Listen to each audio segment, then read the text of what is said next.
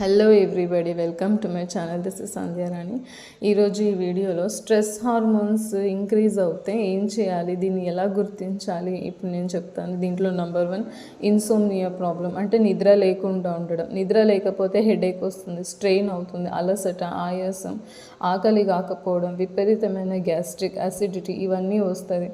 ఇట్లా వచ్చినప్పుడు మీకు స్ట్రెస్ హార్మోన్స్ కార్టిజాల్ అనేది ఎక్కువ రిలీజ్ అవుతుందని అర్థం. అండ్ ఇంకొకటి మెదడు పనితీరు, అండ్ మీరు సరిగా ఏం పని చేయలేకపోవడం, దాని మీద మీరు ధ్యాస పెట్టలేకపోవడం, అబ్జర్వ్ చేయలేకపోవడం, డెసిషన్స్ అనేది కరెక్ట్గా తీసుకోలేకపోవడం, ఎంతవరకు చేయాలి ఏం చేయాలనేది మీరు సరిగా అది చేసుకోలేకపోవడం, ఇట్లాంటివి ఏమైనా ఉంటే మీకు కార్టిజాల్ హార్మోన్ అనేది ఎక్కువ రిలీజ్ అవుతుందని అర్థం. అండ్ సడన్గా లో కాన్సన్ట్రేషన్, లాస్ ఆఫ్ ఇంట్రెస్ట్, అంటే దేని మీద మీరు ఇంట్రెస్ట్ లేకుండా పోవడం, తర్వాత చేసుకుందాం నాకు చేయాలనిపించట్లేదు, ఇవన్నీ ఉంటాయి కదా. ఇవన్నీ ఉండడం వల్ల మీకు కార్టిజాల్ హార్మోన్ అనేది ఎక్కువ రిలీజ్ అవుతుందని అర్థం. అండ్ యాన్షియస్ మైండెడ్, ఇవన్నీ మీకు ఉంటే కనుక హార్మోన్ ఎక్కువ రిలీజ్ అవుతుందని అర్థం. ఈ వీడియో మీకు నచ్చింది అనుకుంటున్నాను.